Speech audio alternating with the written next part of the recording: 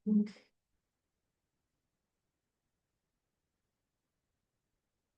selamat siang teman-teman semuanya. Salam sejahtera untuk kita semua. Semoga kita semua selalu dalam keadaan sehat ya hari ini. Selamat datang sekali lagi di webinar kelas bersama Entropi yang kali ini berjudul Bikin Konten Winning, nggak maksa selling, pakai storytelling. Wah, ini dari judulnya udah sangat menarik banget ya teman-teman, karena mungkin selama ini kita bingung storytelling itu apa sih? Kenapa kita harus belajar storytelling dan kegunaannya apa untuk meningkatkan omset sebagai afiliator?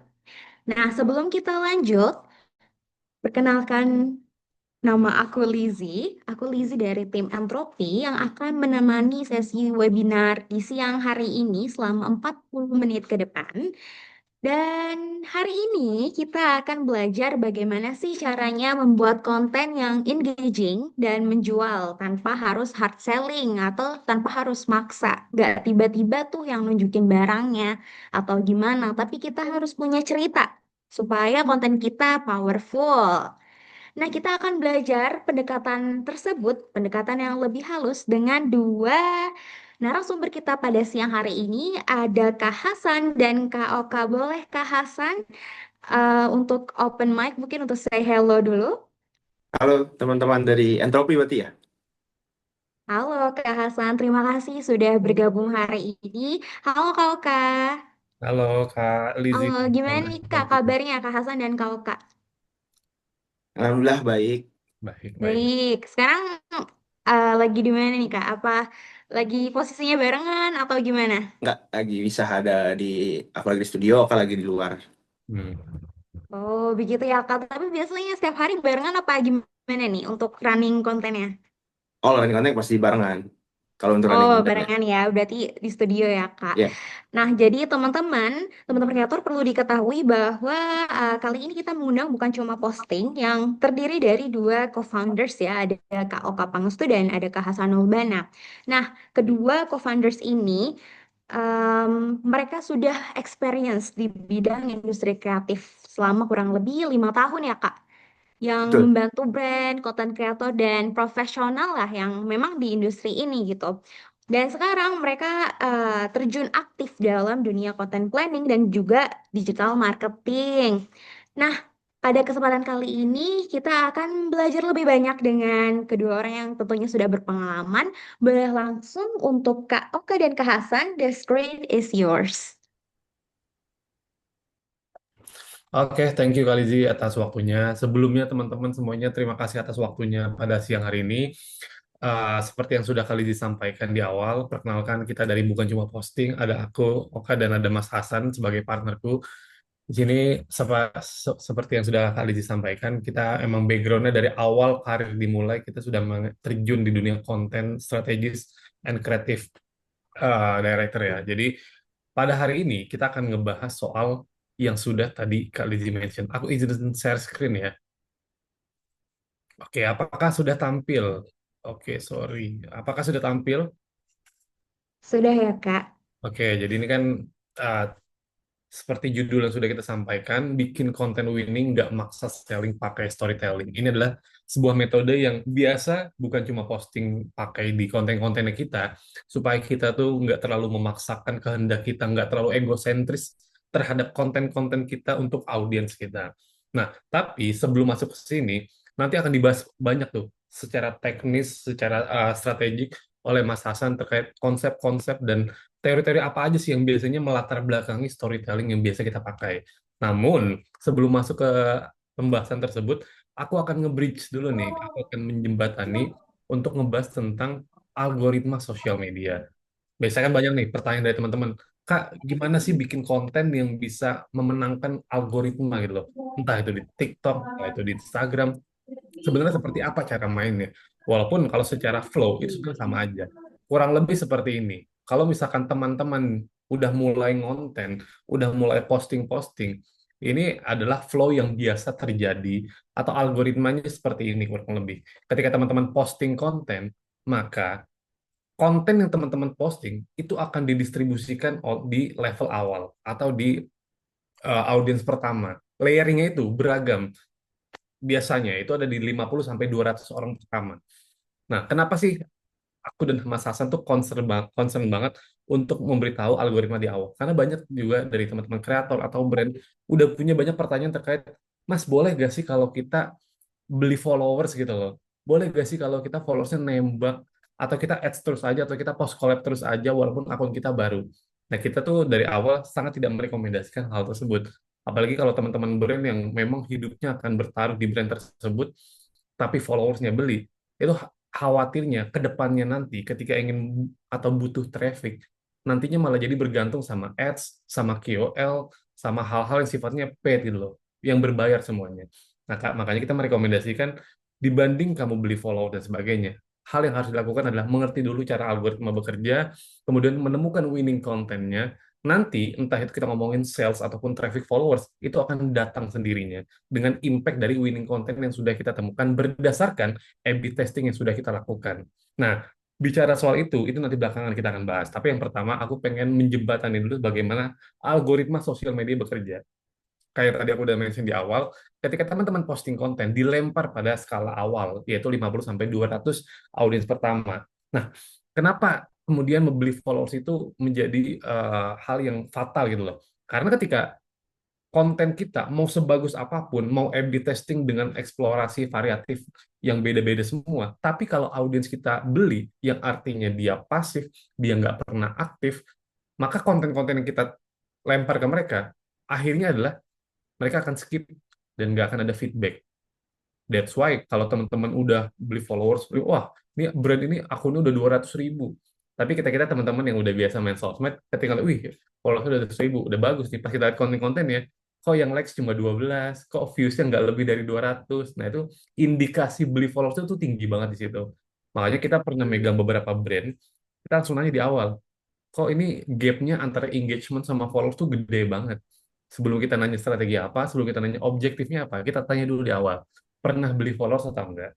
Dan pertanyaan mereka selalu sama, kok tahu mas? Ya, karena kelihatan gapnya sejauh itu. That's why ketika teman-teman bikin akun, better organik dari nol dulu, nanti optimasi ke depannya pakai organic content. Nah, jadi ketika teman-teman dilempar ke 50 orang pertama, kalau nggak ada yang nggak ada feedback dari audiens ya, atau skip, maka langsung akan diberhentikan oleh algoritma. Maka algoritma akan membacanya bahwa, oh, konten lu nggak disukain sama audiens lo.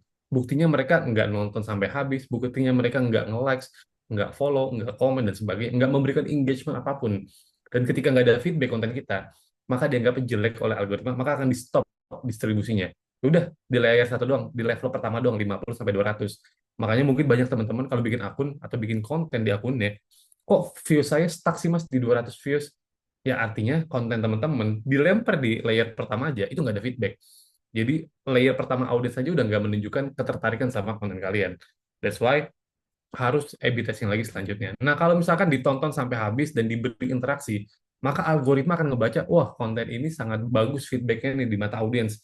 Performance metriknya juga bagus, dilihat dari retention rate-nya, dari entah itu ditonton sampai berapa persen dari seluruh video, engagement-nya, berapa yang likes, comment, share, dan save-nya, dan views sama reach-nya juga tinggi. Nah, kalau algoritma melihat konten teman-teman itu tinggi di aspek ini, maka algoritma akan melanjutkan untuk melempar ke distribusi ke audiens yang lebih luas. Misalnya 500 sampai 1.000. Begitu terus. Polanya akan pakai snowball effect. Jadi dilempar sampai layer kedua, 500 sampai 1.000. Tetap sama, persentase orang yang memberikan feedback lebih bagus dibandingkan yang enggak, lebih bagus yang banyak, maka akan dilempar terus.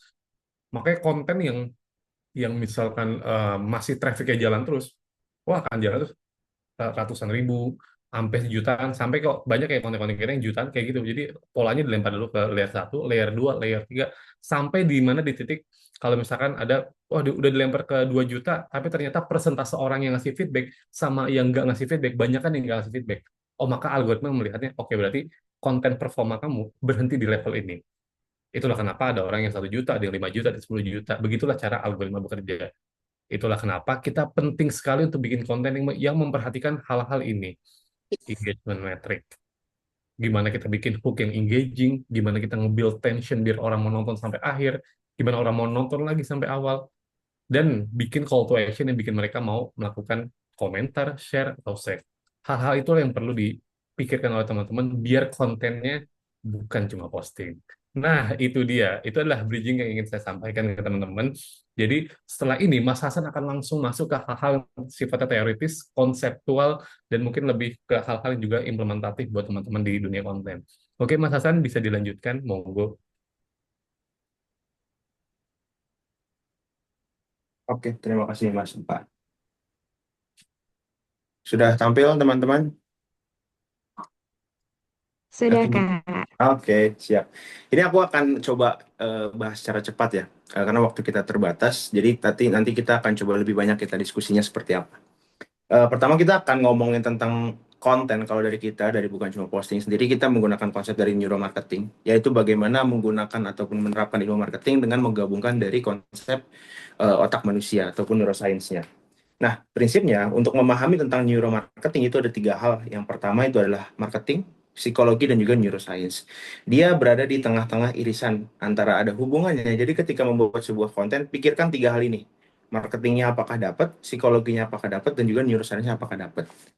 Mungkin bingung teman-teman di awal maksudnya gimana, nanti kita akan jelasin satu-satu. Nah, pertama kita ngomongin secara psikologi dulu. Kalau psikologi kita menggunakan konsepnya dari Maslow, hierarchy of Maslow. Dia membagi semua kebutuhan manusia itu menjadi tiga hal. Ada namanya basic needs, ada namanya psychological needs, dan juga ada namanya self-fulfillment needs. Mungkin teman-teman bingung ini maksudnya gimana? Kita coba sederhanain menjadi hal ini aja.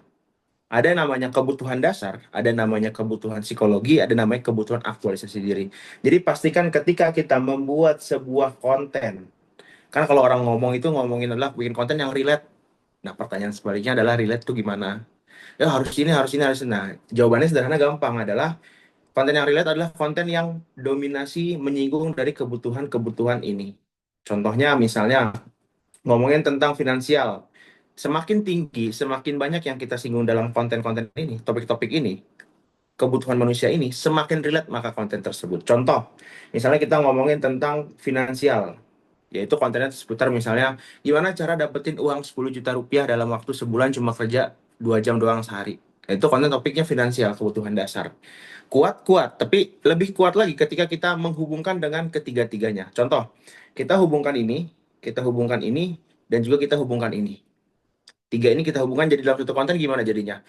Ini contohnya seperti ini topiknya. Ini caranya dapetin uang 10 juta rupiah buat lu bisa liburan sama temen-temen lu cuma dengan AI. Nah, itu.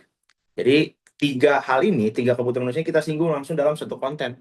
Semakin banyak yang kita singgung, maka potensi untuk mendapatkan views-nya akan jauh lebih tinggi. Kita ngomongin potensi, jadi kalau ngomongin pasti viral, kita nggak bisa memberikan kepastian pasti viral, tapi potensinya akan jauh lebih tinggi. Nah, itu ngomongin tentang psikologinya. Kita ngomongin tentang neuroscience-nya, yaitu tentang pemahaman tentang kemampuan kerja otak manusia itu seperti apa sih? Prinsipnya ada tiga sebenarnya, ada lizard brain, ada mammal brain, dan juga ada human brain. Nah, gampangnya gini, kalau lizard brain adalah sistem otak manusia yang aktif ketika kita dihadapkan di dalam sebuah situasi yang mengancam kehidupan kita. Misalnya kita mau ditabrak mobil, otomatis kita akan langsung menghindar tanpa ada proses pemikiran. Kira-kira dengan kecepatan segini, mobil ini kita harus lompat kemana, berapa derajat, kita nggak ada mikir kayak gitu. Kita udah otomatis lompat. Nah, itu yang kerja adalah apa? Lizard brain kita. Sistem otak kita di bagian lizard brain. Kalau mammal brain apa? Sistem otak kita yang kerja ketika ada hubungannya dengan emosi, memori, dan lain sebagainya. Contohnya ketika bareng pasangan. Ketika bareng pasangan, otomatis yang bekerja itu di bagian sini. Kita nggak akan pernah berpikir, kenapa ya gue mau sama dia? Kita nggak akan di sini. Tapi kita akan bekerja di sini. Kita nggak punya alasan kenapa kita mencintai seseorang, sayang sama seseorang. Karena apa? Karena mammal brain yang bekerja, yaitu sistem otak manusia yang ngomongin tentang perasaan, emosi. Terakhir adalah ngomongin tentang human brain. Human brain adalah sistem otak yang bekerja ketika proses rasionalisasi. Contohnya paling gampang lagi webinar kayak gini, maka yang kita lakukan adalah aktifnya adalah human brain, yaitu proses berpikir. Maksudnya gimana sih materinya? Nah, itu rasionalisasi yang bekerja. Kita nggak ada unsur emosi di sini, tapi unsur rasionalisasi yang bekerja. Nah, bikin konten yang bagus adalah bukan di sini, tapi fokuslah di bagian sini.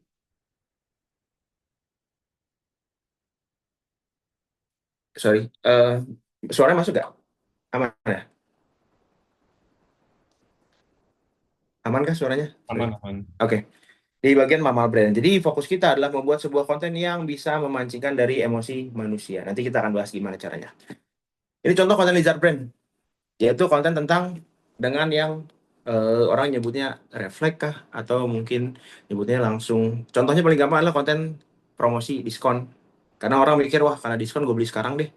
Padahal harganya mungkin nggak terlalu murah juga, tapi karena diskon, otak kita yang bekerja adalah desire brand. Dia autopilot, langsung bekerja, beli checkout sekarang. Jadi sesuatu yang urgensi dan lain-lain. Kalau konten mama brand tuh kayak gini contohnya. Misalnya konten Abekor. Sorry ya, aku lupa share soundnya. Aku mau share soundnya biar kedengeran sama teman-teman. Bisa. Tuh. Berdiri. Atau konten Nggak mau malu kamu jadi cewek jangan centil deh. Malu dilihatin orang, sayang. Oke. Nah, eh,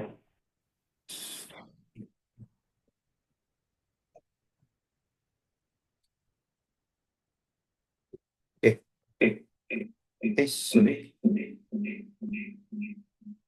Oke, udah masuk. Oke. Jadi ketika ngomongin ini, maka pertanyaan kalau misalnya bikin konten yang butuh berpikir gimana dong caranya? Kalau misalnya konten yang kita tentang edukasi berarti nggak bakal bisa dong, karena kan yang aktif pasti rasionalisasi di sana. Bisa jawabannya. Contohnya gampangnya kayak gini. Ini konten, anggap aja kita lihat konten ini. Ini sebuah konten, misalnya kita lagi scroll, tiba-tiba ngeliat konten ini. Temukan angka 973 dari baris ini. Udah mikir, udah males kita nih pasti. Karena yang harus berpikir adalah otak rasionalisasi, kita harus nyari mana nih, mana nih, mana nih.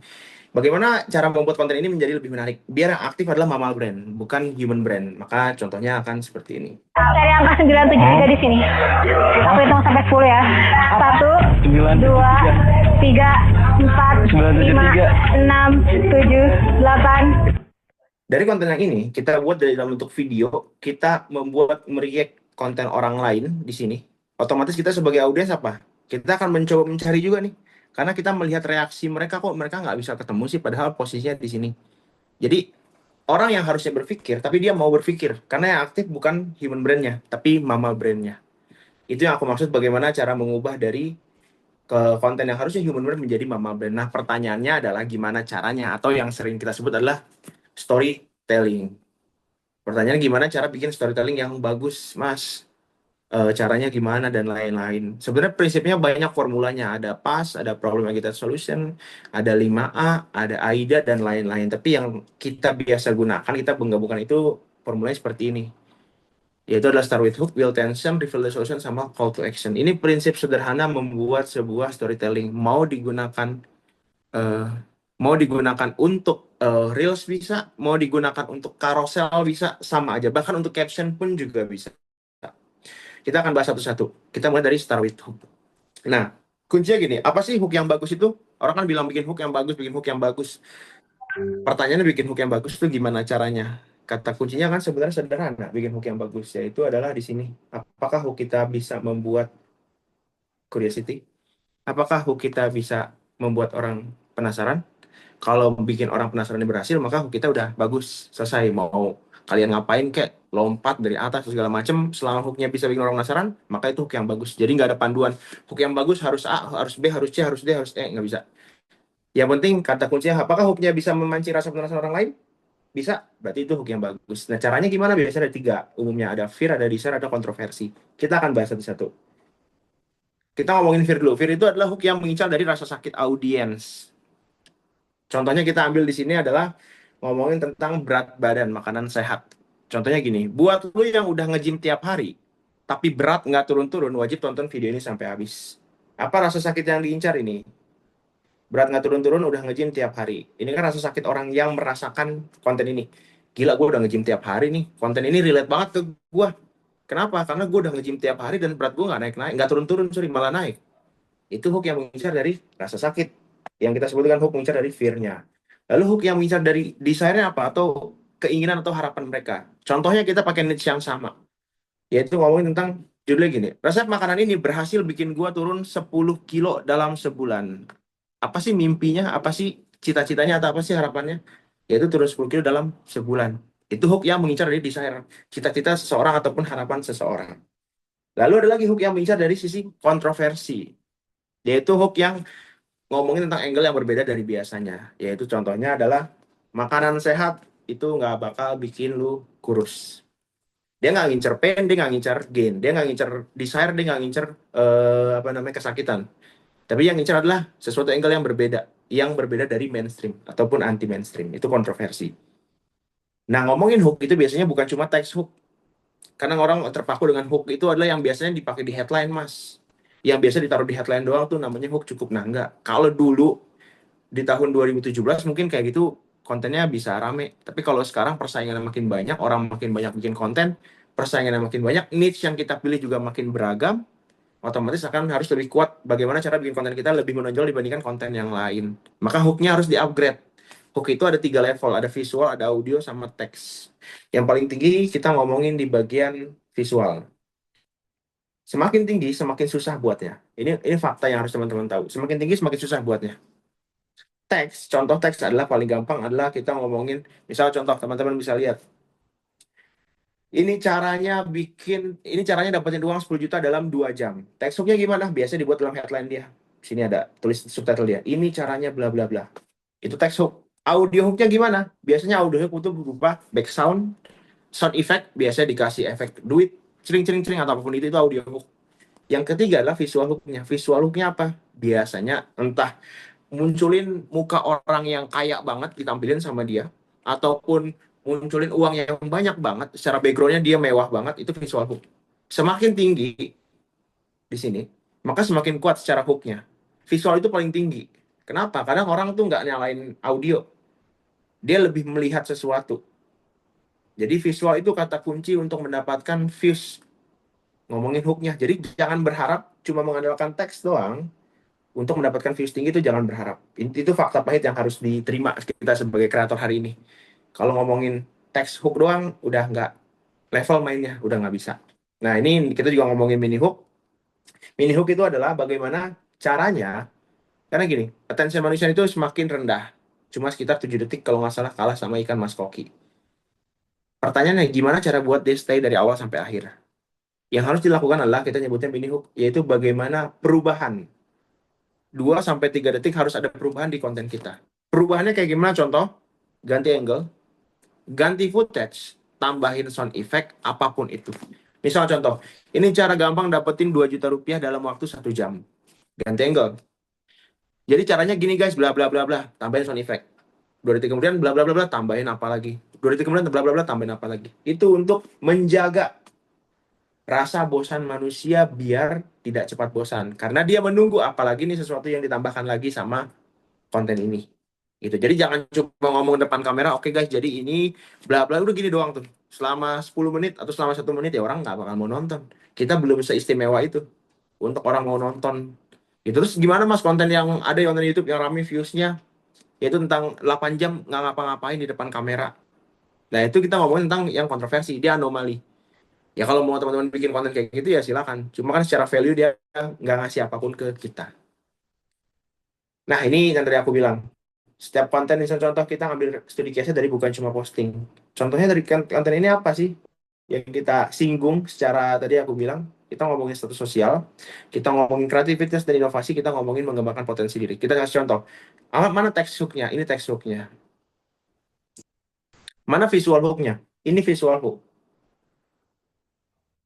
Mana sound hook-nya? ASMR dari video ini. Itu. Ini 3 hook yang kita gunakan dalam satu waktu. Ini detik pertama ya. Kita nggak ngomongin di detik 8 baru kita ngomongin semua, nggak. Kita langsung dari awal kita kasih ini text hook-nya, visual hook-nya, audio hook-nya langsung dari awal. Terus topik yang kita singgung adalah status sosial, kreativitas, dan juga potensi diri. Status sosial, kenapa kita nyinggung dari duit? Sini, 342 juta views. Ini semua orang pengen dapetin angka ini. Kreativitas dan inovasi diri, kita ngomongin tentang gimana caranya bikin konten viral. Kita ngomong di sini. Jadi ketika orang lihat konten ini, visual, audio, text hook-nya dapat, kontennya relate karena menyinggung dari kebutuhan-kebutuhan psikologi mereka. Itu yang kita bilang dengan bagaimana cara membuat sebuah konten yang lebih punya potensi untuk mendapatkan views yang besar. Nah, selanjutnya kita ngomongin tension yang akan dibahas sama Mas Oka. Oke, thank you Mas Hasan. Saya izin melanjutkan. Ini tadi kalau Mas Hasan sudah mention untuk bagaimana nge-grab attention orang di 3 detik pertama lewat hook. Nah, kebanyakan case-case yang sudah kita temuin, orang itu kalau misalkan kita buka insight di Instagram, biasanya grafiknya drop tuh, dari 3 detik pertama langsung drop turun. orang langsung meninggalkan konten kita, langsung scrolling. Alasannya banyak. Nah, salah satunya adalah karena mereka nggak ngerasa relate sama topiknya, mereka nggak ngerasa urgent sama apa yang lagi dibahas dalam topiknya.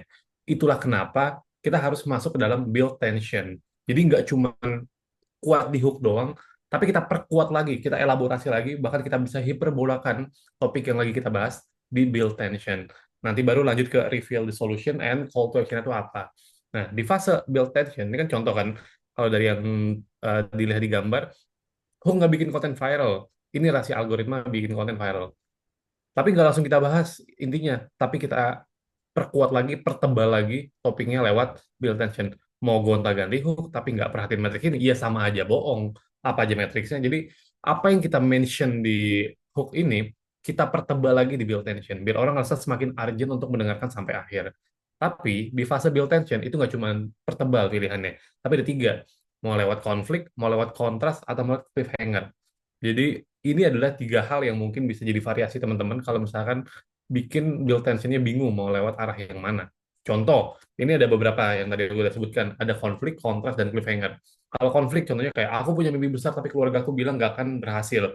Berarti kan hooknya punya mimpi besar aja nggak cukup. Pertebal lagi. Lu mungkin punya mimpi besar tapi keluarga lu nggak akan bisa berhasil. Nah itu kan bikin orang semakin merasa urgent, bikin orang semakin merasa tertekan. Nah kita bisa bikin penebalan di sana. Kalau kontras, gampang. Kayak misalkan, dulu aku cuma punya 50.000 rekening, sekarang udah bisa omset miliaran. Hooknya pasti ngebahas soal itu juga. Ngebahas soal gimana kemudian kita bisa mendapatkan uang yang banyak. Terus masuk ke, biar orang semakin relate, pakai tensionnya. Dulu, aku cuma punya 50.000 di rekening. Tapi sekarang, aku udah punya miliaran. Jadi orang yang tadinya mempertanyakan, hooknya udah engaging sih. Tapi semakin pengen tahu ketika ada kontrasnya di sana yang dilanjutkan. Nah, kalau cliffhanger, ini mungkin teman-teman udah sering lihat di artikel-artikel berita. Contoh misalkan 7 tips untuk menjadi miliarder dalam content creation. Nomor 7 bikin kamu geleng-geleng kepala. Nah, itu dia. Itu pasti hal yang udah sering banget teman-teman ngeliat. Itu bikin orang menunggu. Emang apa yang dituju? Sehingga orang nggak cuma stop di hook, tapi nungguin sampai akhir pengen tahu poin ketujuhnya apa sih. Walaupun pada akhirnya, ternyata biasa aja, nggak worth it. Tapi at least kita berhasil bikin orang stay untuk sampai di poin akhir. Itu adalah beberapa tension yang bisa teman-teman pakai. Nah, kalau udah selesai, bisa berhasil bikin orang stay, maka kasih value-nya apa. Lagi-lagi kan yang udah di-mention di awal bahwa konten itu nggak melulu soal apa yang pengen kita bahas, tapi juga harus ada value buat audiensnya. Jangan terlalu egosentris. Jangan terlalu mikir, wah menurut gue keren kalau ngomongin ini, tapi nggak ada value-nya buat audiens. Ingat, something yang bikin orang mau nge-follow kita, something yang bikin orang mau stay sama kita, itu karena kita ngasih value ke audiens. Itu juga yang kita lakukan di Bonyema Posting. Kita dari awal tuh selalu nge-provide value dibanding diri kita sendiri, dibanding aku dan Mas Hasan. Karena kita tahu, aku dan Mas Hasan ini cuma mas-mas biasa yang orang lain gak ada yang tahu kan. Siapa yang tahu kita kalau kita muncul di awal? Tapi kalau kita nge-provide value, ini strategi konten berdasarkan riset-riset dan pengalaman yang udah kita lakuin. Jadi orang nggak fokus ke kitanya, tapi fokus sama value yang kita kasih. Makanya di reveal the solution adalah value apa yang bisa kita share ke mereka. Intinya ada di sini. Nah, dari reveal the solution ini bisa pakai 3 aspek, mulai dari studi kasus, ada elaborasi, sampai statistik. Tinggal pilih aja, mau menjabarkan value itu berdasarkan style yang mana. Ini pilihan buat teman-teman. Kalau studi kasus bisa ambil contoh besar, entah brand-brand besar, atau mungkin case-case yang mungkin lagi viral, itu bisa dibahas sebagai bentuk insight yang pengen kalian kasih, atau bentuk elaborasi. Tinggal lihat, oh ternyata aku ngomongin ini juga dikutip oleh CEO Instagram, diomongin juga sama filsuf-filsuf, atau mungkin para expertise, itu juga bisa dielaborasi, atau statistik by data. Mungkin audiens teman-teman ngerasa, udah jangan banyak ngomong, kasih tahu aja datanya. Nah, data ini juga bisa ditampilkan di part reveal the solution.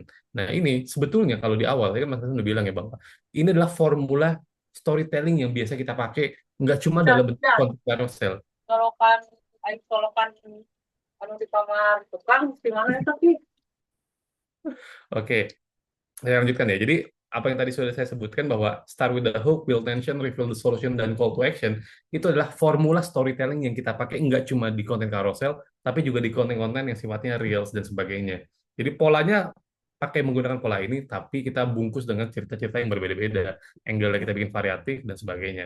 Nah, masuk ke objektif call to action. Nah, call to action ada 3 nih. Teman-teman mau goalsnya ke arah mana? Apakah cuma pengen ngasih tahu awareness aja, mau masuk ke engagement, atau langsung ke sales?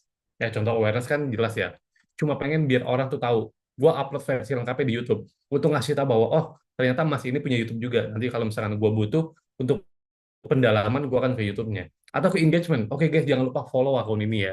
Itu contoh yang paling sering kan. Jangan lupa komen, jangan lupa share atau save. Itu kalau call to action-nya engagement. Tapi kalau conversion, biasanya di TikTok nih teman-teman udah sering lihat kan, kalau orang lagi jualan langsung aja check out di keranjang kuning nomor 2 ya guys. Ini contoh kalau misalkan conversionnya objektif dari call to action adalah conversion. Tapi di bukan cuma posting, kita udah nggak pakai lagi call to action. Tapi kita pakainya call to value. Nah, apa sih bedanya call to action dengan call to value?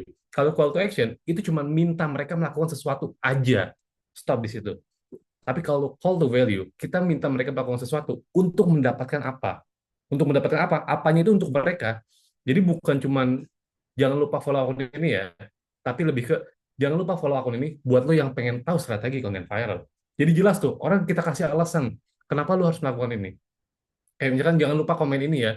Bukan cuma jangan lupa komen, tapi jangan lupa komen buat lo yang pengen dapetin framework gratis. Artinya, ada value yang kita provide ke audiens kita. Sehingga ketika mereka mau melakukan sesuatu, mereka tahu apa yang akan mereka dapatkan. Sehingga mereka willing untuk melakukan itu. Oh, gue mau dong follow, karena gue tahu gue akan mendapatkan ini. Oh, gue mau komen, karena gue tahu gue akan mendapatkan sesuatu. That's why kita udah bergeser dari cuma call to action ke call to value. Kita mengedepankan apa yang audiens kita butuhkan. That's it. Nah, ini ngomongin soal ketika teman-teman banyak yang bertanya, Kak, oke, aku udah ngerti segala konsepnya, aku udah tahu cara storytellingnya, sekarang aku akan mulai. Gimana cara aku mulai? Ada gak sih cara-cara yang oke yang bikin aku bisa lebih cepat mulainya? Apalagi ini aku belum dapetin winning content. Ada A/B testing yang metode yang lebih cepat gak? Kita sudah ngebuatin, bukan cuma posting, udah ngebuatin. Mungkin teman-teman di luar sana udah familiar dengan konsep namanya ATM, amati, tiru, modifikasi.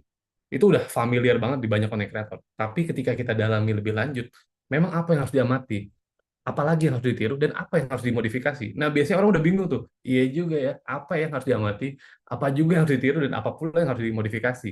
Makanya kita buatkan konsep yang lebih implementatif, namanya FLSR. Finding, Listing, Sorting, dan Recreating. Jadi kalau misalkan teman-teman ngerasa, Mas, akun saya masih 1.000 nih, saya pengen naikin, tapi saya belum dapetin winning content, saya mau A/B testing. Gimana caranya? Selama ini cara saya cuman ya, saya ke toilet, nyari ide, wah dapat tuh ide. Tapi pas saya eksekusi, ternyata nggak perform, Mas. Jelas, gitu kan. Kan belum tentu kan ide-ide brilian dari toilet itu bisa menghasilkan performance. Nah, makanya kita dibandingkan pakai hal-hal yang sporadis kayak gitu, teman-teman bisa pakai framework FLSR ini. Pertama, di level finding, cari dulu top tier akun, top tier account di industri teman-teman. Contoh kalau misalkan kayak bukan cuma posting, ngomongin di strategi konten viral atau strategi konten. Kita cari dulu nih akun-akun yang udah ngebahas yang hal yang sama. Kita cari di level lokal dan level global. Kenapa harus ada level lokal dan level global? Untuk di level lokal biar kita tahu siapa sih kompetitor kita, para pemain-pemain akun yang memang udah ngomongin soal strategi konten. Kita tahu siapa aja, kita tahu oh dia udah main di angle ini, dia udah main di angle ini, yang satu udah main di angle yang lain. Berarti kita bisa main di angle yang belum dipakai orang. Itu untuk tahu kalau di lokal. Di global buat apa? Karena kita tahu, karena kita by riset, kita ngelihat bahwa apa yang terjadi di luar negeri, lambat laun pasti akan terjadi di Indonesia. Itulah kenapa Deddy Corbuzier sangat pede untuk mengembangkan industri podcast di Indonesia. Karena dia lihat bahwa di Amerika, industri podcast udah sebegitu gedenya, bahkan podcast-podcast di Amerika itu bisa menentukan karir politik daripada politisinya. Bisa menjadi industri yang semenjanjikan itu. Maka kemudian dia begitu pedenya bikin industri close the door. Termasuk, wah ada satu YouTuber yang gede banget dan bisa kaya dari sana. Namanya Mr. Beast. Di Indonesia, ada dong yang ikutin. Siapa? Willy Salim, betul sekali. Nah itu dia. Jadi apa yang udah terjadi di luar, pasti akan lambat-lambat di Indonesia. Kayak bahkan kayak media house media kayak Creative Fox, Volkatif, itu kalau kita ngeliat konten YouTube-nya, itu sama persis kayak Jubil kalau tahu teman-teman di YouTube. Background-nya putih itu dan sebagainya, itu pada akhirnya apa yang terjadi di luar negeri pasti akan jadi tren di Indonesia. Tinggal gimana teman-teman bisa lihat nih akun-akun mana aja yang bisa dijadikan kiblat. Nah sama, bukan cuma posting juga. Pas ngeliat teman-teman lokal main ngomongin strategi konten, kita lihat kiblat-kiblat mereka di luar negeri itu siapa aja, akun-akun mana aja. Jadi dibanding kita ngeliat kontennya mereka, kita langsung ngeliat konten-kontennya si orang luar negeri ini. Oh, cara mainnya begini. Oh, udah terbukti di sana berhasil. Ya udah, langkah selanjutnya adalah listing. List 5 sampai 10 akun lokal, list 5 sampai 10 akun global. Setelah di list, isu selanjutnya yang kemudian keluar adalah Oke mas, saya udah ketemu nih satu akun yang mau saya jadikan kiblat di luar negeri atau di Indonesia. Tapi dia udah konten ratusan konten. Harusnya yang mana yang saya harus ikuti? Maka kita masuk ke level sorting. Pasti teman-teman tahu kan bahwa dalam satu konten, rata-rata views-nya mungkin cuma 200.000, 100.000. Tapi ada konten yang views-nya 2 juta, 20 juta, bahkan 50 juta. Itu pasti ada. Nah, kita fokus ke konten-konten yang mereka yang itu. Best performing kontennya mereka. Karena itu disebut proven formula. Formula yang sudah terbukti di kontennya mereka dan bisa kita adaptasikan di kontennya kita. Karena apa yang teman-teman lihat mungkin di akunnya bukan cuma posting, yang work semua, itu kita ambil inspirasi dari luar, kita terapkan di kita, dan kita di fase akhir, recreate. Oh, kalau di luar ngebahas konten cuma gitu doang. Tapi kalau di Bukan Cuma Posting, selain kita bahas secara mendaging gitu ya, daging semua ilmu yang kita kasih edit value-nya. Oh, kalau teman-teman pengen tahu lebih lanjut, pengen tahu lebih detail, komen aja mau, dan gue akan bikinin framework-nya buat kalian. Nah, udah, orang-orang yang komen mau, kita kirimin framework-framework dari konten yang kita bahas. Jadi ada edit value dari recreating konten. Contohnya gimana sih Mas kalau dalam bentuk spreadsheet? Nih, kita udah bikinin tabel kurang lebih kayak gini. Ini contoh misalkan di industri kesehatan. Content and Competitor Research. Ini ada di nama-nama akunnya, ada CLS Health, Konsultan, Halo Dokter, Real Life, dan Halodoc. Scoop-nya bisa kita taruh, ada yang level global, ada yang juga level lokal. Nah, di fase sorting, kita ambil aja yang konten-konten best performing kontennya mereka. Ada yang 47,9 juta, sampai ada yang 1,5 juta. Nah, ini adalah 5 konten terbaiknya dari akunnya CLS Health. Jadi ketika aku main di brand kesehatan, maka aku akan pakai di sini nih referensi-referensi konten ini untuk aku recreate di konten brandnya lokal. Jadi kalau kita udah tahu metode FLSR ini, udah bukan lagi fase pusingnya adalah, aduh pusing mau konten apa, udah bukan di situ, tapi udah naik level. Aduh pusing mau konten yang mana dulu, karena udah banyak banget kalian referensi kontennya. Kalian udah nggak perlu lagi cari ide lagi. Ini adalah proven formula. Formula sudah terbukti mendatangkan views jutaan seperti ini. Jadi teman-teman udah nggak perlu pusing lagi, udah nggak perlu ke kamar mandi lagi cari ide. Cukup ngelihat cara mereka bermain itu gimana. Oh, dia bisa dapat 80 juta. Kita breakdown. Oh, dia pakai hooknya ini, setting kameranya seperti ini, pembawaannya seperti ini, formula copywriting seperti ini. Ya udah, kita amati, kita tiru, kemudian kita recreate versi kita itu seperti apa. Jadi kalau udah begini, ini baru 5 akun. 5 akun menghasilkan 25 referensi. 10 akun udah bisa lebih banyak lagi. Artinya tadi aku bilang, teman-teman udah nggak bakal pusing lagi, bakal seperti apa nih konten, mau konten apa hari ini. Tapi udah banyak, teman-teman tinggal pilih mau konten yang mana untuk A/B testing selanjutnya. Nah, pas A/B testing selesai, masuklah kita ke winning content. Gimana Mas cara mendapatkan winning content? Nah, ini adalah cara bukan cuma posting mendapatkan winning content.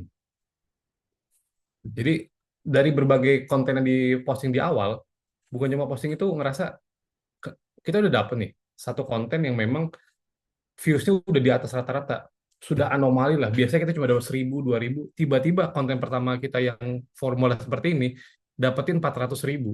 Kita recreate lagi dapetin 200.000, kita recreate lagi dapetin 50.000. Kemudian hipotesa selanjutnya adalah kok bisa formulanya sama, style editingnya sama, tapi kok views-nya beda, ada yang 400.000, ada yang 50.000. Maka yang harus dilanjutkan setelahnya adalah fase analisis konten. Kita bedah satu persatu untuk menemukan apakah winning konten kita itu seperti apa sih yang benar. Kita bedah satu persatu. Mulai dari hook-nya. Hook-nya sama-sama menyinggung dengan perbedaan views puluhan juta. Tapi kenapa beda hasilnya? Oh, berarti bukan hook-nya. Lanjut, apalagi yang bisa kita analisis durasinya. Sama-sama di bawah 1 menit. 54, 49, 46. Berarti bukan juga soal durasi. Apalagi bisa kita bedah? Gaya editing. Gaya editingnya udah template kok sama, kita udah menyamakan untuk program yang ini. Berarti juga bukan gaya editingnya.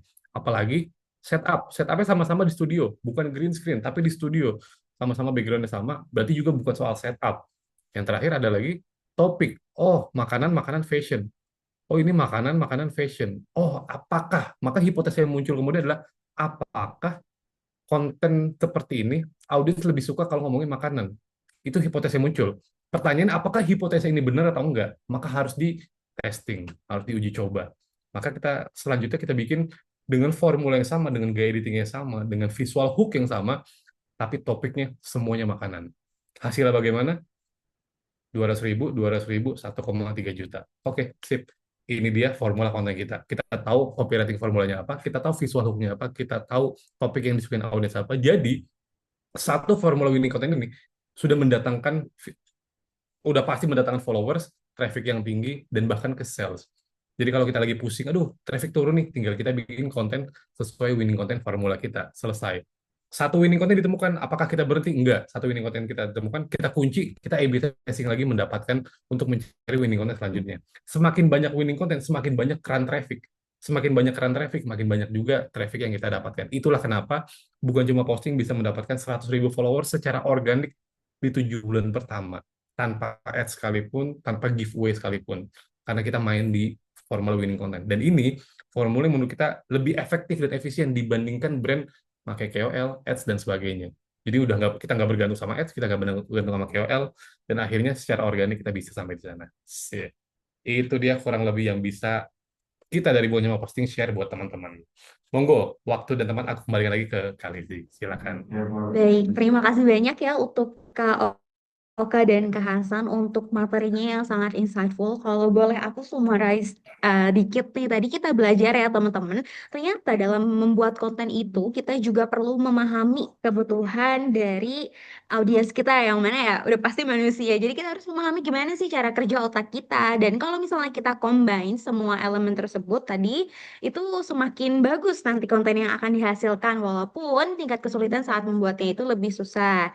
Nah, tadi kita juga udah belajar nih cara tipe-tipe dari visual ya. Ada teks, ada audio, dan visual. Nah, untuk sesi selanjutnya teman-teman gak kalah menarik karena di sesi selanjutnya, di sesi tanya jawab, kita akan memberikan hadiah dengan total Rp150.000 untuk 3 penanya terbaik. Boleh untuk teman-teman yang mau bertanya, langsung aja drop pertanyaannya di kolom komentar ataupun aktifkan fitur raise hand, boleh berbicara langsung ya. Wah, udah banyak nih ya yang bertanya. Mungkin aku bantu baca ya Kak Oka dan Kak Hasan. Pertanyaan pertama ada dari Kak Indri. Di era gempuran kreator-kreator baru saat ini untuk join di YouTube, kita harus mulai dari mana dulu dan gimana cara menemukan tema yang ideal dengan diri kita dan dibutuhkan oleh audiens. Sebelumnya untuk Kak Oka dan Kak Hasan, apakah Kakak juga membuka platform fokus di YouTube atau gimana nih Kak saat ini platformnya? Oke, kalau untuk saat ini kita fokusnya sebenarnya di YouTube, tapi YouTube Short sebenarnya. Kalau ngomongin YouTube, cuma sebenarnya secara prinsip, secara strategi pun sebenarnya kurang lebih sama. Kalau ngomongin strategi, dan juga kan pertanyaan tentang bagaimana cara kita menentukan niche yang ideal untuk kita, itu kita juga ada sebenarnya pembahasannya. Nanti kita akan langsung, setelah ini kita akan bisa langsung jawab. Oke, boleh langsung aja Kak dijawab dari eh, pertanyaan Kak Indri dulu yang tadi. Oke. Gimana cara mulainya ya untuk menjadi kreator di YouTube? Cara kita branding diri kita nih sebagai kreator pemula. Oke, sebentar. Aku mau share screen.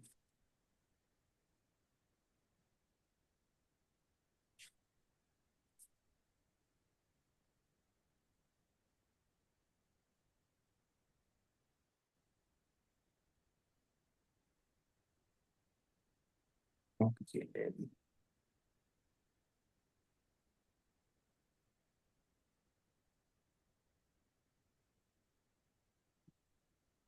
Teman-teman yang mau tanya juga boleh ya ditanyain secara langsung. Jadi nanti akan aku highlight juga. Boleh diaktifkan fitur raise hand-nya dan unmute. Oke. Ini jawab tadi pertanyaan dari Kak siapa? Sorry. Kak Dari Indri. Kak Indri. Kita harus mulai dari mana dulu dan gimana cara menentukan tema yang ideal dengan diri kita. Oke. Kalau harus mulai dari mana dulu, tadi Mas Oka sudah sampaikan, yaitu tentang bagaimana kita pertama gini, yang paling susah, yang paling lama dalam membuat sebuah konten sebenarnya bukan pada saat eksekusinya, tapi proses risetnya. Itu jauh lebih lama, jauh lebih sulit. Tapi ketika itu selesai, 50%, 60% tugas kita udah selesai. Itu satu. Nah, kedua adalah risetnya gimana tadi menggunakan metode FLSR. Tadi finding, listing, shorten, dan juga recreating yang sudah disampaikan sama Mas Oka. Tapi sekarang aku mau bahas tentang gimana cara menentukan market yang ideal sih untuk kita. Nah, ini yang aku sudah share. Sebenarnya kita biasa kalau ngomongin branding, soal branding maupun branding apapun itu, kita pasti pakai metode Ikigai. Prinsipnya gini, singkatnya, yaitu bagaimana kita mencari kecocokan antara apa yang kita suka, apa yang dunia butuhkan, apa yang bisa kita dibayar atau dapat duit dari sana, dan apa yang kita jago. Cari irisan dari masing-masing keempat ini. Suka, dunia butuhkan, kita bisa dapat duit dari sana, dan kita jago di sana. Contoh, misalnya Kak Indri suka masak. Oke, suka masak. Masuk di sini, masak. Terus kemudian jago nggak? Belum tentu. Kan Kak Indri yang tahu nih. Karena kita suka juga belum tentu jago. Oke, lumayan lah Mas, tapi nggak jago-jago banget, nggak apa-apa. Berarti dua ini terpenuhi. Terus kira-kira bisa dapat duit nggak dari sana? Bisa Mas, saya bisa jual kelas masak, saya bisa jual e-book dan lain-lain. Oke, dunia butuhkan nggak? Mungkin kalau sampai sekarang nggak sampai butuh-butuh banget sih, nggak apa-apa. At least 3 dipenuhi buat kita aman. At least 3 dari 4 ini. Contoh yang paling gampang, apa yang dibutuhkan sama dunia sekarang tuh? Ya, pasti ngomongin apa? Nah ini AI, pasti tuh AI. Terus kemudian ngomongin financial technology, kayak soalnya kripto dan lain-lain, itu yang lagi dibutuhkan dunia hari ini. Makanya kok banyak tiba-tiba konten kreator ngomongin AI dan lain segala macam, karena memang dunia lagi butuhkan ini, semua terpusat ke sini. Jadi otomatis secara uangnya, secara dunia butuhkan itu lebih banyak. Yang akhirnya orang-orang yang suka dan orang-orang yang jago di sana itu akan lebih banyak mendapatkan uang dari sana. Gitu. Jadi kalau misalnya gimana cara menentukan brandingnya, minimal 3 dari 4 indikator ini terpenuhi, silakan. Tapi kalau saran kita, at least di bagian sini ada uangnya nggak? Kalau misalnya nggak ada uangnya, susah untuk stay terus, untuk bertahan terus. Kalau memang kayak contohnya, saya suka Mas koleksi semut misalnya. Susah tuh kalau dikontenin karena susah juga masa endorse apa dan lain-lain ataupun jual kayak gimana. Itu kan agak susah, tapi kan suka, jago, mungkin jago bisa milih-milih semutnya. Cuma dunia nggak butuh, terus kita nggak dapet duit dari sana. Agak susah. Tapi saran kita adalah ketika memilih, minimal 3 deh. 3 yang memang dibutuhkan, 3 yang memenuhi indikator dan salah satunya wajib ini. Bisa nggak dapet duit dari sana. Itu. Itu yang pertama. Ini kalau misalnya mau contohnya kayak misalnya yang Timothy Ronald ini. Apa yang dia suka, apa yang dunia butuhin, apa yang dia bisa dapat duit dari sana, dan apa yang dia jago. Yang dia suka investasi trading, yang dunia butuhin untuk ngomongin teknologi, investasi, dan lain-lain. Bisa dapat duit dari mana? Bisa dari jualan kelas dan lain-lain. Jago nggak dia? Jago. Jadi dia ambil di sini. Itu kebayangkah, Kak Indri? Gimana Kak Indri, jawabannya udah cukup detail banget ya Kak. Ada lagi yang mungkin mau dikonsultasikan? Mungkin saat ini boleh nih Kakak sharing-sharing juga sama teman-teman konten kreator lainnya. Kakak saat ini platformnya fokus di mana? Tadi kan kalau dari Kakak dan Kak Hasan fokusnya di YouTube Short ya. Mungkin bisa juga tuh nanti di recycle kalau misalnya untuk saat ini Kakak fokusnya untuk pembuatan VT ya. Nanti di recycle jadi short video di YouTube. Boleh ya Kak langsung di sharing aja di kolom komentar. Nah, selanjutnya ini ada pertanyaan dari Kak Widi Listiasrini. Silahkan Kak Widi untuk unmute. Dan kalau memungkinkan boleh juga nih Kak dibuka kameranya. Kita mau lihat seperti apakah sosok Kak Widi ini ya. Karena dari kemarin Kak Widi join webinar kita. Halo Kak Widi. Kak, Halo Kak, boleh langsung ditanyakan pertanyaannya Kak.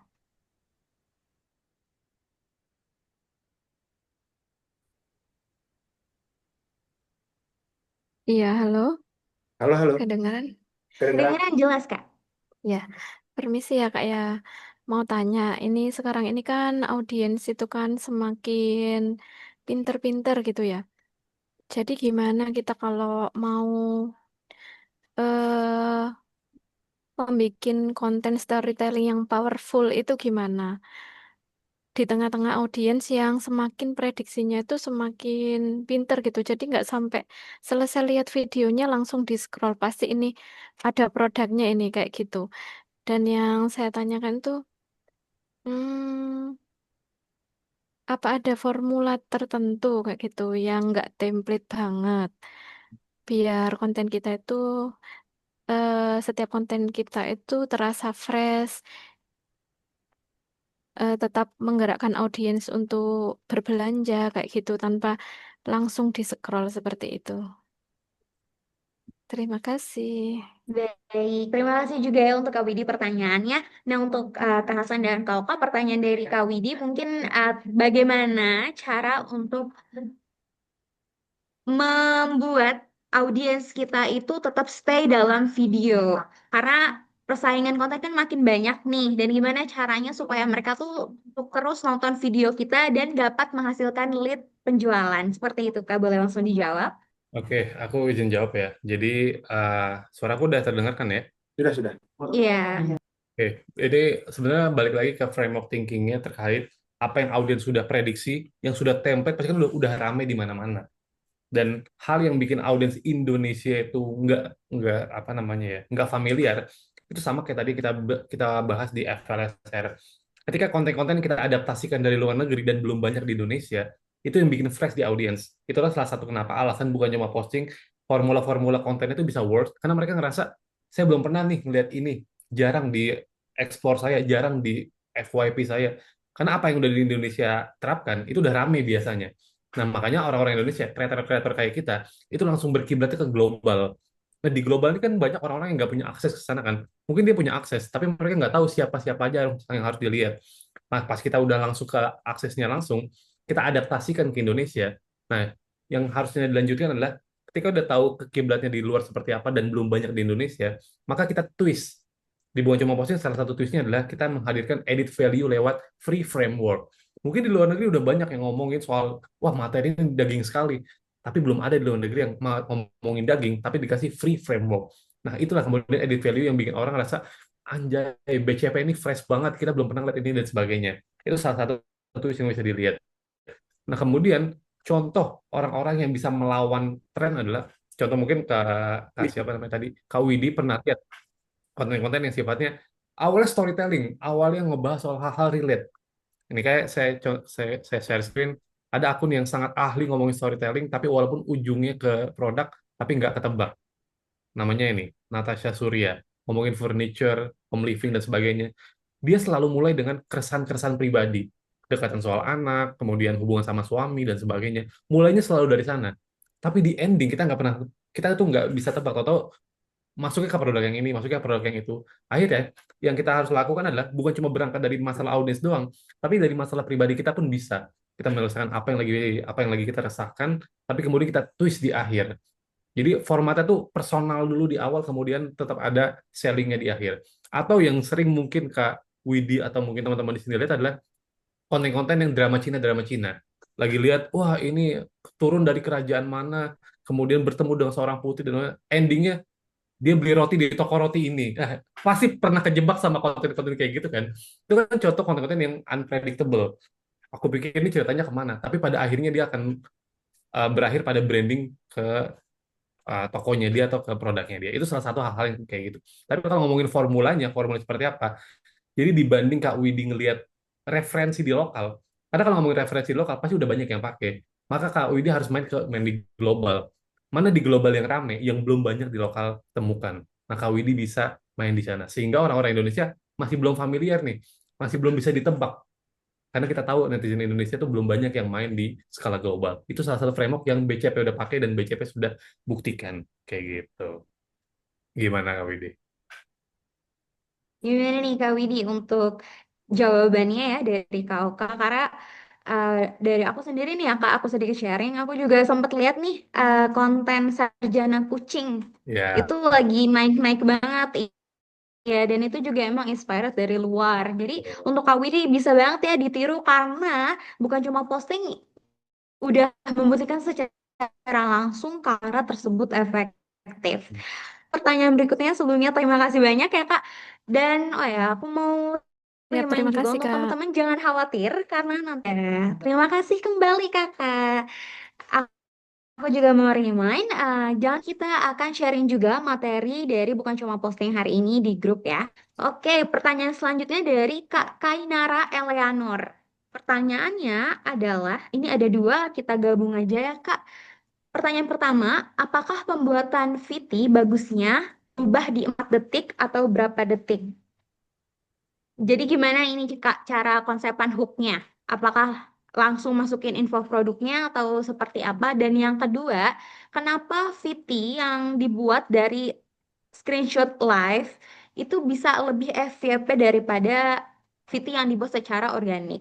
Bagaimana solusinya? Oke. Bentar, tadi ada dua ya. Berarti yang pertama itu berapa bagusnya pengambilan video berubah di 4 detik. Tadi yang kita bilang tuh 2 sampai 3 detik, setidaknya ada perubahan. Perubahannya nggak harus ganti angle ya. Mau tiba-tiba di zoom in juga nggak masalah. Tambahin sound effect tiba-tiba juga nggak masalah. Terus baru sebenarnya gini, kalau ngomongin info produk gini teman-teman. Kalau misalnya mau kan gini bedanya konten buat jualan sama konten buat dapetin followers. Jadi jangan expect kontennya, misalnya contoh konten jualan adalah ngomongin tentang keunggulan ataupun USP dari produk teman-teman. Ya oke, jadi konten ini bla bla bla bla bla. Expect nggak dapetin followers. Yang kita nggak ngapain, orang nggak mungkin follow karena ngelihat produknya buat jualan. Tapi tujuan yang untuk itu adalah untuk dapetin konversi. Beda lagi untuk konten yang buat dapetin followers. Konten yang buat dapetin followers berarti kita ngasih manfaat ke mereka, sharing value ke mereka, tips ke mereka yang bisa ngebantu mereka dalam menyelesaikan masalah mereka. Kan prinsipnya adalah kalau si Raditya kan ngomong kan yang bagus adalah produk itu adalah sebagai hero dari masalah audiens. Jadi kalau misalnya teman-teman nanya masuk ke info produk setelah 4 detik gimana? Ya berarti kalau mau teman-teman bikin konten yang untuk jualan ya nggak apa-apa. Memang fokusnya, tapi jangan expect views-nya gede. Karena nggak ada orang yang mau dijualin. Contohnya paling gampang kalau teman-teman buka YouTube, tiba-tiba ada iklan, apa yang teman-teman lakukan?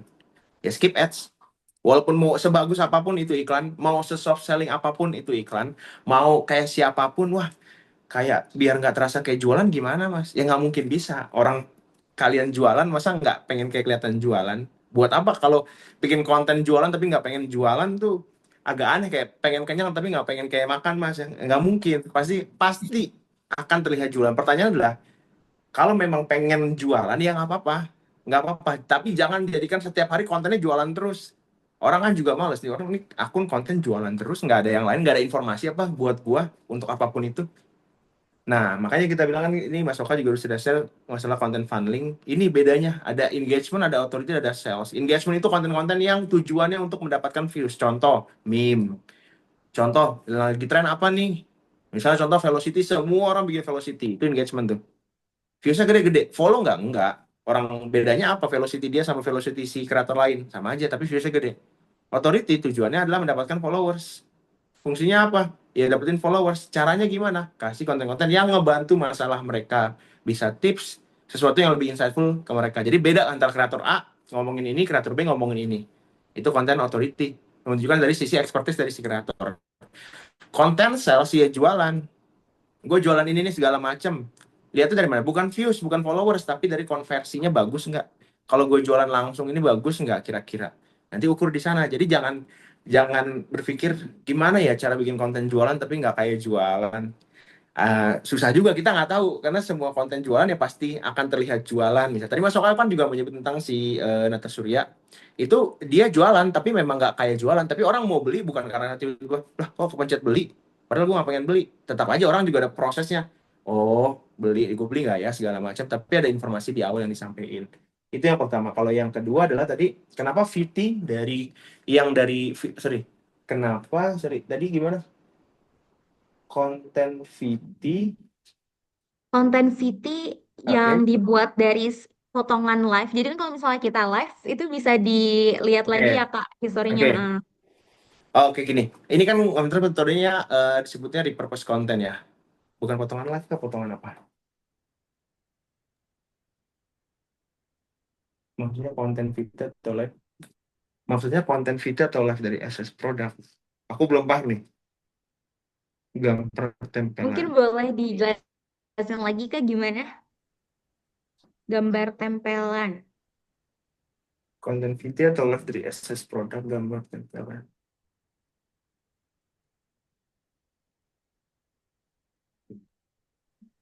Jadi maksudnya dalam video itu ada tempelan gambarnya. Itu kayaknya mau on mic. Itu gimana nih Kak Raina? Ya, maaf Kak ya. Jadi gini, Om, kalau misalkan kan Jangan banyak. om mas. Jadi tua banget. Jadi gini, untuk VT-VT kan kalau saya lihat nih banyak konten kreator yang dia ambil VT-VT-nya itu kayak tempelan-tempelan produk doang gitu. Sedangkan background banyak kayak misalkan alam atau background jalanan, warung, toko kayak gitu. Cuma dia ambil gambar produknya itu dari tempelan harga atau tempelan produk yang ada di detail produknya doang. Aku belum kebayang. Apakah ada contoh kontennya mas? Contoh kontennya banyak sih PT-PT kayak gitu, cuma aku juga susah nih Jadi dia masukin pakai HP. VT-nya jadi ada background footage terus. Nah, di footage itu ditutup sama gambar tempelan produk. Foto katalog gitu Iya, Mas ya betul, maksudnya. katalog. Dan live Hmm. juga ada tuh. Live dia memang dia footage-nya wajah dia, tapi dia pakai katalog doang gitu. Dan itu FYP. Oke. Itu durasi singkat ya? Durasi rata-rata kalau aku cek VT-VT 6 detik. kreatornya itu ada yang 16 Oke. detik. Rata-rata 16 sampai 20. Berarti background sama teks doang ya, sama gambar doang ya? Iya, betul.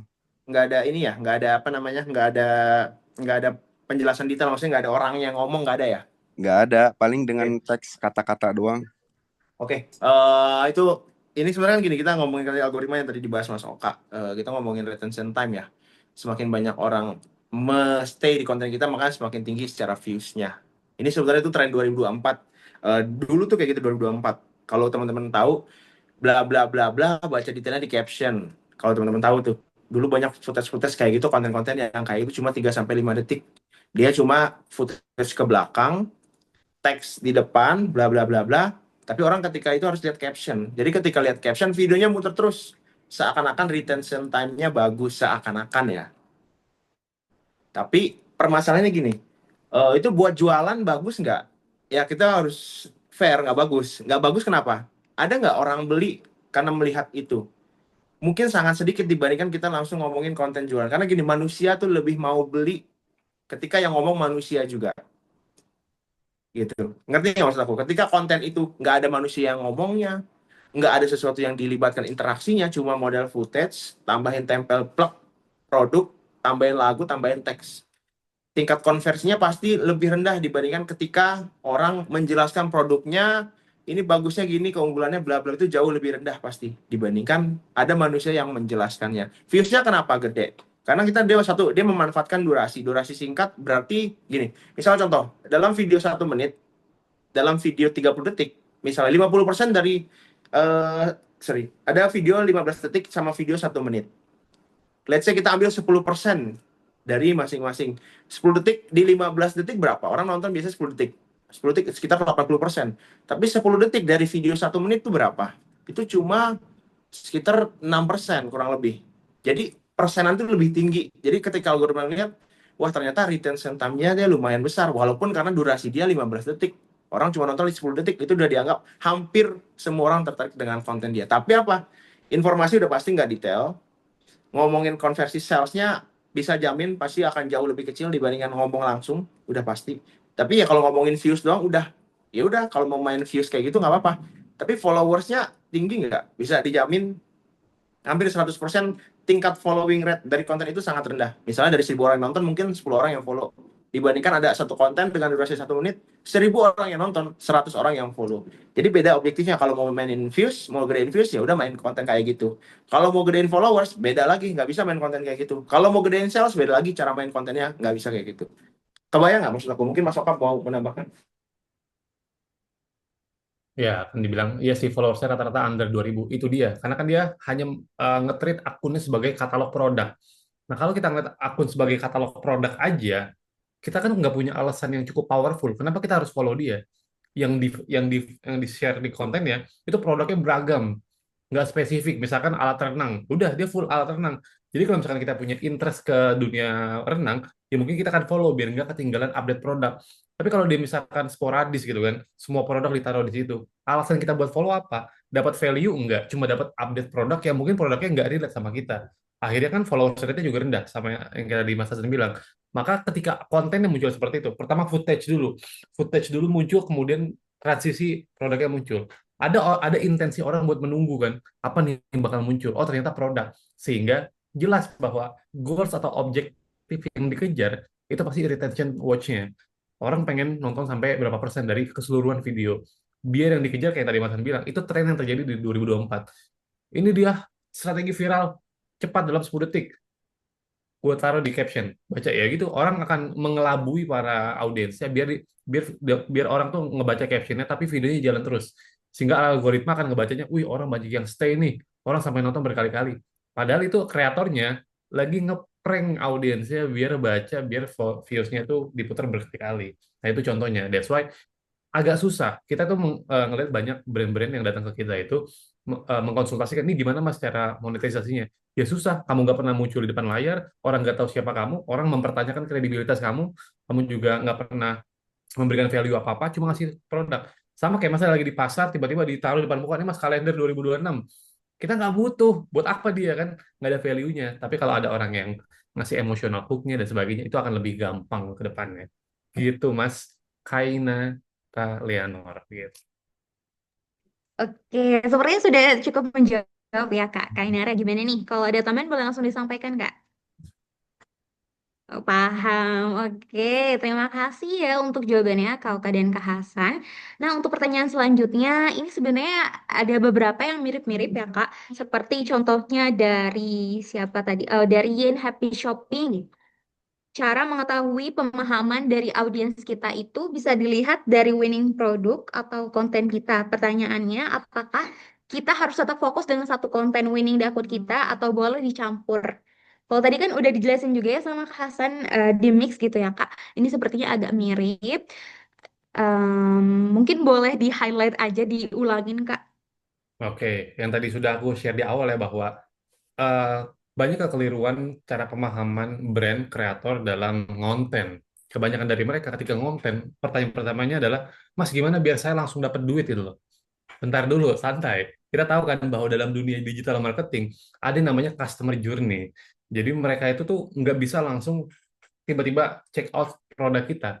Ada funnel pertama namanya funnel awareness, habis itu consideration, habis itu ada di sales dan leads mungkin. That's why nggak bisa, orang belum kenal kita, belum tahu kita siapa, tiba-tiba check out. Pasti kan orang akan melalui proses berpikir yang berlapis. Orang harus tahu dulu, ini siapa? Kak Devi ini siapa? Misalkan contoh Kak Devi yang punya toko. Kak Devi ini siapa? Dia jual produk apa? Kenapa saya harus beli ke produknya dia? Kenapa saya harus percaya ke tokonya dia? Itu ada prosesnya di sana. Jadi customer journey itu berlangsung cukup panjang. That's why dibanding kita ngomongin sales dulu, ngomongin traffic followers dulu, kita ngomongin lu winning content. Winning content tadi yang aku bilang, dapetin trafficnya dulu. Kalau trafficnya tinggi, itu akan berimpact sama followers dan leads. Itu udah pasti. Itulah kenapa di bawah posting yang tadi kita bilang, kita cuma bermodalkan winning content, kita dapat 100.000 followers secara organik. Itu juga yang bisa dilakukan sama teman-teman. Satu konten kita itu berhasil dapetin 15.000 followers. Satu konten 15.000 followers. Karena kita tahu winning content itu seperti apa. Itulah kenapa siapa tadi Kak Widi. Siapa sih aku lupa namanya. Ya, kakak yang nanya gitu kan, kakak yang nanya, baiknya memang kalau misalkan udah dapat satu winning content, nggak berhenti. Sama kayak tadi kita bilang kan, satu satu winning content udah dapat, nggak berhenti. Satu winning content itu dikunci untuk keran pertama. Tapi apakah berhenti? Enggak. Lanjut ke A/B testing selanjutnya. Oke, dengan produk yang sama, dia winning content ini selalu selalu winning lah. Walaupun ditempelin produk apapun. Apakah berhenti? Jangan. Lanjut A/B testing lagi, mencari winning content selanjutnya. Bukan cuma posting nih dengan 2 video di atas itu winning content kita, tapi ternyata dengan formula lain yang udah kita A/B testing juga bisa dapat winning content yang cuma kertas nggak ada kitanya, itu juga winning. Oh berarti kalau kita bosen sama yang kayak gini, kita bisa pakai formula winning content kedua. Kalau bosen juga kita bisa pakai formula winning yang ketiga. At least kita jadi tahu mana sih yang match sama audiens kita. Jadi kita tahu dulu nih audiens kita tuh ngeresponnya yang mana, sukanya yang sama mana. Pas A/B testing, oh dia nggak suka sama formula itu, ya udah jangan dipakai. Nah kesalahan banyak brand, udah konten yang nggak works, udah nggak perform, dia lagi direplikat lagi kan. Terus nanya, kenapa ya kita nggak works? Ya udah tahu nggak works, jangan diulang, tapi coba variasi lainnya gitu. Baik, terima kasih untuk jawabannya ya Kak Oka. Nah, teman-teman gak kerasa banget ini udah overtime ya.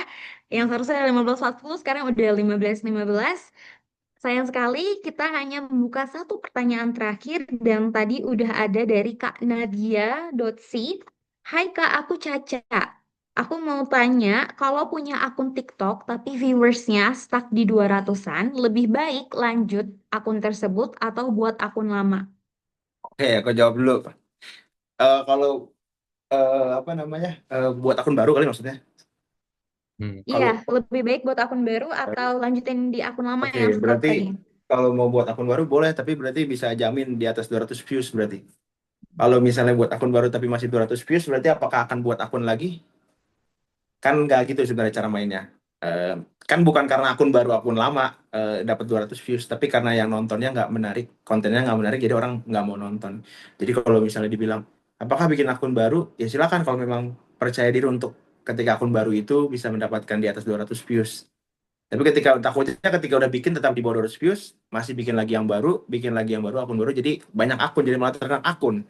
Bukan malah untuk mempelajari dari sistem kontennya. Kalau saran kali kita sih, selama akunnya nggak beli followers, nggak melakukan sesuatu yang apa ya merusak dari sistem proses learning kita, itu nggak ada masalah sama sekali. Cuma berarti 200 views-nya patokannya bukan karena akun baru, ataupun kalau misalnya case-nya gini, Mas, kalau misalnya akun konten stuck di 200 views, soalnya akunnya followersnya dari sebelumnya itu beli beli terus. Oh ya udah bikin akun baru kalau saran kita. Tapi kalau misalnya enggak, Mas, followersnya organik tapi viewsnya 200 terus, ya udah berarti pikirin gimana cara bikin konten yang menariknya, bukan bikin akun baru sih. Kalau dari kita itu. Hmm.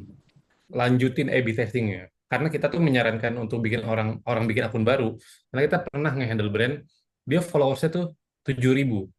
Tapi karena kita lihat kok followers 7.000 tapi yang likes nggak nyampe 20. Ini pasti beli kan? Iya Mas beli. Sekarang saya tanya, dari 7.000 followers ini berapa belinya? Iya Mas, kita beli 6.900. Nah ini kan udah nggak bisa ketolong kan kalau kayak gini. Iya. Lo setiap konten dilempar ke 6.900 orang, nggak pernah ada feedback, maka nggak akan pernah ditemukan tuh winning content. Itulah rekomendasi kita, barulah kalau kayak gini, bikin akun baru. Tapi kalau followersnya belum ada, masih organik, tapi masih belum ketemu winning content ya, maka A/B testing terus. Pastikan coba variasi yang berbeda. Oh, konten A, B, C, D, beda semua. Oh, beda hooknya, beda topiknya, beda formatnya, beda pembawaannya, beda style editingnya. Bedanya berdasarkan apa? Berdasarkan FLSR yang tadi udah dipakai. Cari dulu top tier konten, top tier account yang ngebahas soal industri yang sama. Gimana sih kok dia bisa winning di sini? Oh, gue terapkan di akun gue. Nah, kalau kayak gitu potensi lebih cepat ketemu winning kontennya itu lebih cepat dibandingkan asal-asalan. Dibandingkan, menurutku ini bagus, ini tapi kurang bagus, ini bagus, ini enggak. Dibandingin cuman prediksi, mending pakai FLSR. Itu yang udah kita rekomendasikan gitu. Semoga menjawab Kak Caca. Baik, terima kasih banyak untuk jawabannya, Kakak dan Kak Hasan. Nah, teman-teman, kita lanjut ke sesi terakhir, yaitu sesi dokumentasi. Boleh yuk, aku tunggu berapa menit ya? 1 menit untuk teman-teman menyalakan kameranya. Ayo, boleh dinyalain yang possible untuk menyalakan kamera, boleh dinyalakan terlebih dahulu. Ayo kita foto teman-teman. Boleh nih, Kak Nadia, Kak Canda, Kak Dias, Kak Kainara. Namanya keren banget, by the way, Kak Kainara Eleanor.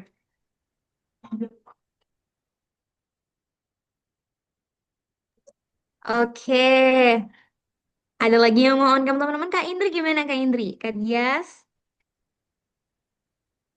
Maaf ya, Kak, lagi di kantor. Oke, nggak apa-apa. Oke, aku mulai ya. Aku hitung. Kak Hilal, apa bisa bantu screenshot, Kak? Oke, bisa ya, Kak. Oke, 1, 2, 3.